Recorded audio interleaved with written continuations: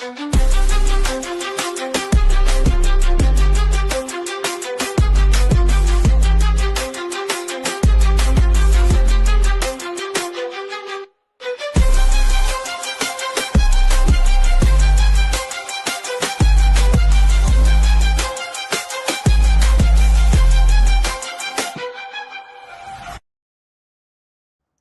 to Telecuento News English, in this space with flavor, accents, and integration.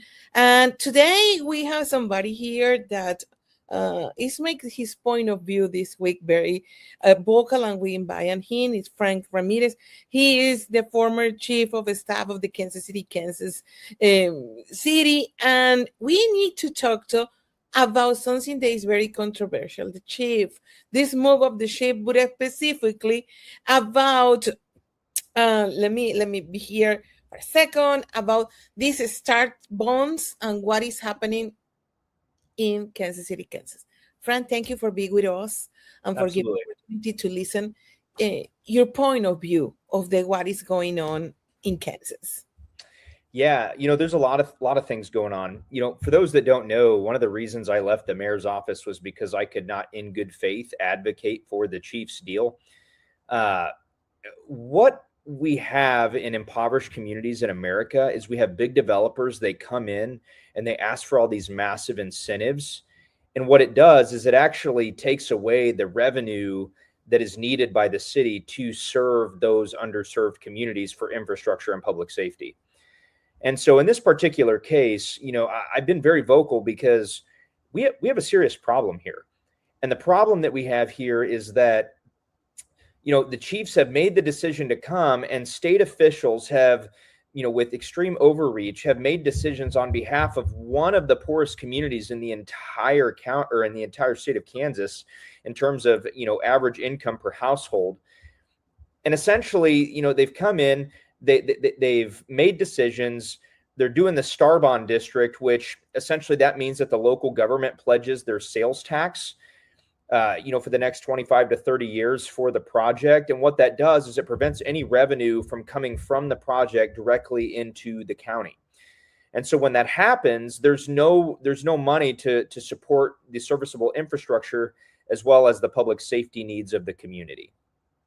What with that, I want to put something in perspective, because you say the state official take decisions without the city. That's right. And honest, I believe was probably 1 week, 2 weeks after your group, if you want to call it in the way of the new mayor, took her position, all this blew up and everybody knew what was happening. So the question is, did never have a discussion before? Did you guys in the campaign never was called and tell, hey guys, this is what is going on? No, and that's actually what frustrated me, because if you looked on Fox 4, Representative Sean Tarwater said that the mayor knew far in advance. I recently posted a video on my Facebook basically calling him out and saying that that's a bold-faced lie, because it was literally a week before the mayor took office that we actually were invited to Topeka to have that discussion. And so the problem there is, when I say a week before, she took office on the 15th, the announcement was on the 22nd. That means that it was literally, between 15 to 20 days between that meeting and the time that it was announced. So there was literally, no opportunity for data gathering, no opportunity for anything, so that that way the local government officials could make a good, effective decision for the residents of Wyandotte County. As a former chair of staff, you usually have more access to what is going on.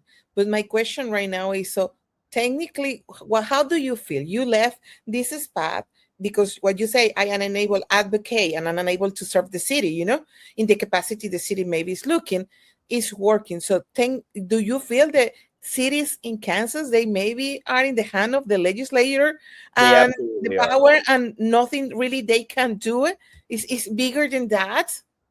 I absolutely believe that. I believe that one of our biggest problems in the state of Kansas, why property tax rates are going up and why local government is having a hard time covering expenses, is because the state of Kansas keeps overreaching and making decisions on behalf of local government.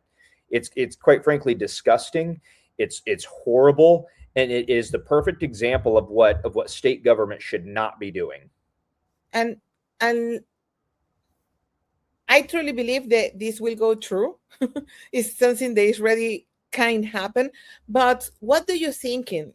Now you are be very vocal about what is going on, even if maybe nothing will be changed. What do you thinking in terms of politics need to happen to the people? What the people can do in these situations? What the regular people they go and vote with a good faith on any candidate? Because honest, what you are put it in the table is almost they are type together.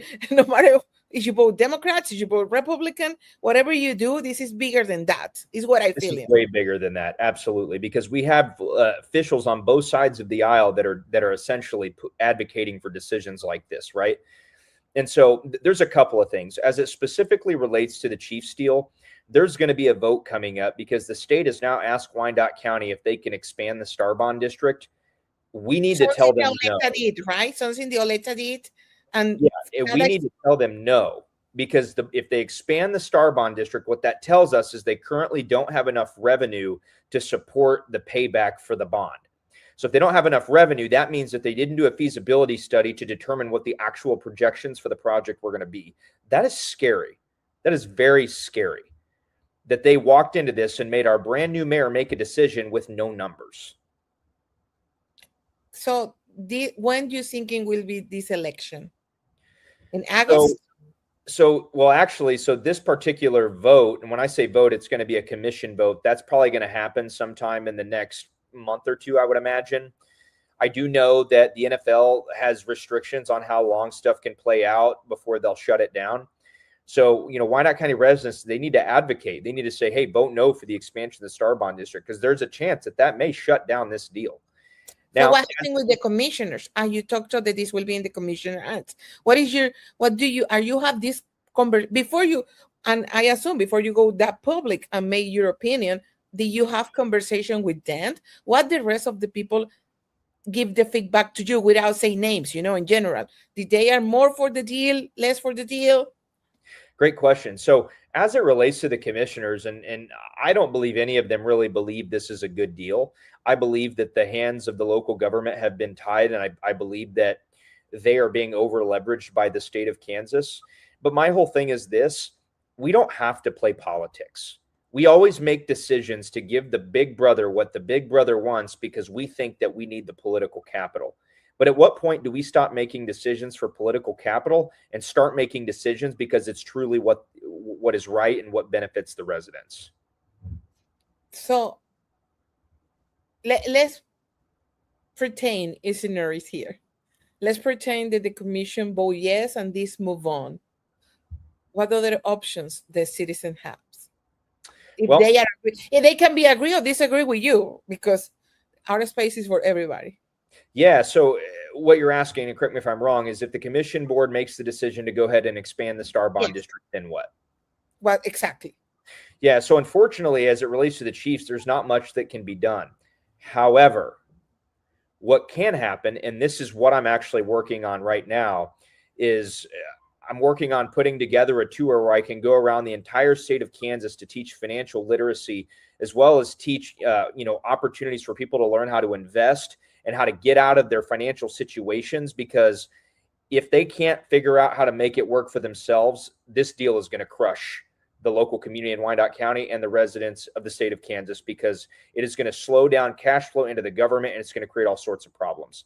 Local government's going to end up raising property taxes because they're not going to receive the typical state funding that they do. So because the chief moved to the Kansas, and That's right. This is your title, your big headlines. So Yes. you believe right now that people will be affect their economy, and how they are able to move and pay their taxes because this deal move forward. So when you look at the math, just in the public incentive alone, it's $2.4 billion that is being given to the Chiefs. Problem number one. Problem number two is the Star Bonds require an interest payback. So you take the $4 billion project and you add interest, and you've got, several billions of dollars worth of interest. that come out of the taxpayer's dime. The problem there that we see is that if money is going from the taxpayer to the bondholders or the investors, so to speak, in the bonds, then that money is not flowing into the local government coffers. Therefore, there is no opportunity for property tax relief.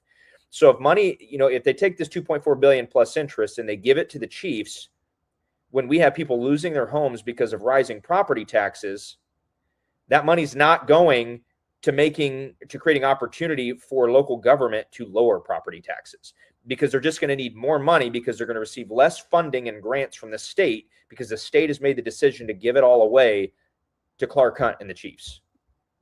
Now let me play the other side of the story and asking you, what about the people that believe that this is the biggest opportunity for the Kansas City, Kansas, and for the state? Like that this is the big deal to have the chief there, and they're long way, and the people travel. So you don't see any opportunity for that for the state? The problem isn't that there's not quote unquote opportunity, because I do think it's going to drive revenue at the state level. The problem is longevity and predictability.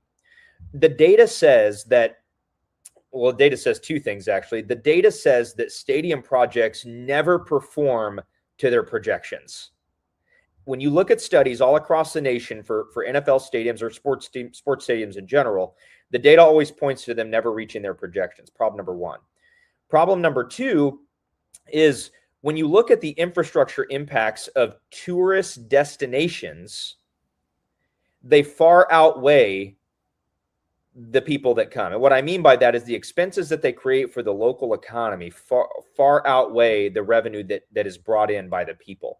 Because in 25 to 30 years, when the star bonds pay off, and all that sales tax revenue goes from the investors for the star bonds back into the local government, whether you're looking at inflation or whether you're looking at the Chiefs then at that point in time making the decision to leave, it's too unpredictable. And I don't like to make decisions with too much unpredictability. I like to have some level of predictability, which is driven by data, and the data says that this is not a good deal, and it's not good for Kansans or locals in Wyandotte County. Well, we appreciate Fran Ramirez, former chief of staff of Kansas City, Kansas, because he has his point of view, and we want to show you this point of view because we know that it's important that people listen everything. Thank you for being with us. Absolutely. Thank you.